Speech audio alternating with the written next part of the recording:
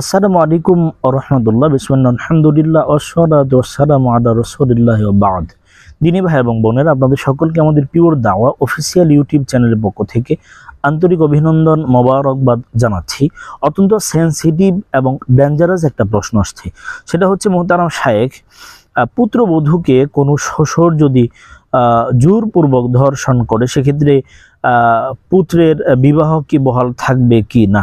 অত্যন্ত গুরুত্বপূর্ণ একটা জিজ্ঞাসা করা হয়েছে। বর্তমান সময়ে পরকীয়ার বিভিন্ন ভার্সন আমরা লক্ষ্য করছি। অনেক ক্ষেত্রে আমরা দেখি শ্বশুর এবং পুত্রবধূর মাঝেও হারাম সম্পর্ক হয়ে যাচ্ছে এবং শাশুড়ি মেয়ের জামাতার মাঝেও হারাম সম্পর্ক হয়ে যাচ্ছে। আল্লাহ তাআলা এই সমাজকে এই সমস্ত মহামারী থেকে, গুনাহের প্রবণতা থেকে আল্লাহ হেফাজত করুন। এক্ষেত্রে প্রথমত কথা হচ্ছে, যে প্রশ্ন করা হয়েছে, পুত্রবধূকে যদি কোনো শ্বশুর ধর্ষণ করে তো ছেলের বিয়ে বহাল থাকবে কিনা?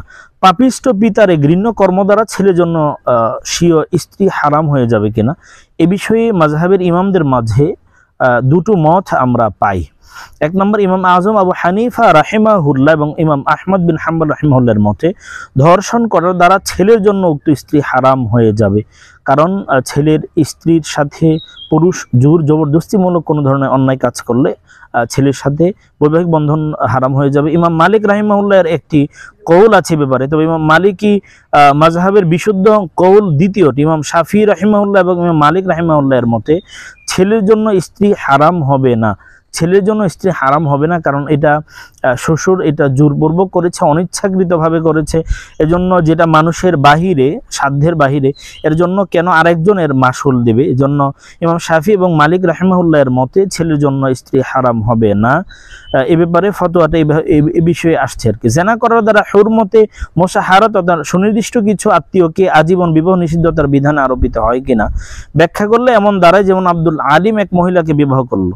এখন আব্দুল আলিমের জন্য তার স্ত্রীর মাকে বিবাহ করা হারাম, সেই সাথে তার স্ত্রীর আগের ঘরের মেয়ে এবং তার নিচের কাউকে বিবাহ করা হারাম। সেই সাথে আব্দুল আলিমের আগে ঘরের ছেলের জন্য আব্দুল আলিমের নতুন স্ত্রীকে বিবাহ করা হারাম।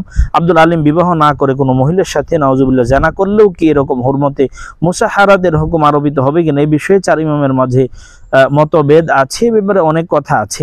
আল্লাহ তাআলা কোরআন আল হাকিমেও বলছেন, ওয়ালা তানকিহু মা নাকাহা আবাউকুম মিনান নিসাই ইল্লা মা ক্বাদ সালাফ ইন্নাহু কানা ফাহিশা ওয়া মাকদা ওয়া সাআ সাবিলা। যে নারীকে তোমাদের পিতামহ বিবাহ করেছে, তোমরা তাদের বিবাহ করো না, কিন্তু যা বিগত হয়ে গেছে এটা অশ্লীল, গজবের কাজ, নিকৃষ্ট আচরণ। এখানে এটা আগে যেগুলো জাহিলি যুগে হয়ে গেছে সেটা তো ভিন্ন কথা। এজন্য পুত্রবধূর সাথে এই ধরনের নিকৃষ্ট কাজ করার দ্বারা আমাদের ওলামায়ে আহনাফের মতে এবং আহমদ বিন হাম্বল রাহিমাহুল্লাহর মতে ছেলের সাথে পুত্রবধূর সম্পর্ক বিনষ্ট হয়ে যাবে হুরমতে মুসাহারাত ওই বিবেচনায়। আল্লাহ তাআলা আমাদের এই সমাজকে এই ঘৃণ্য সমস্ত কাজ থেকে বিরত থাকার আল্লাহ তাআলা তৌফিক দিন, আমিন।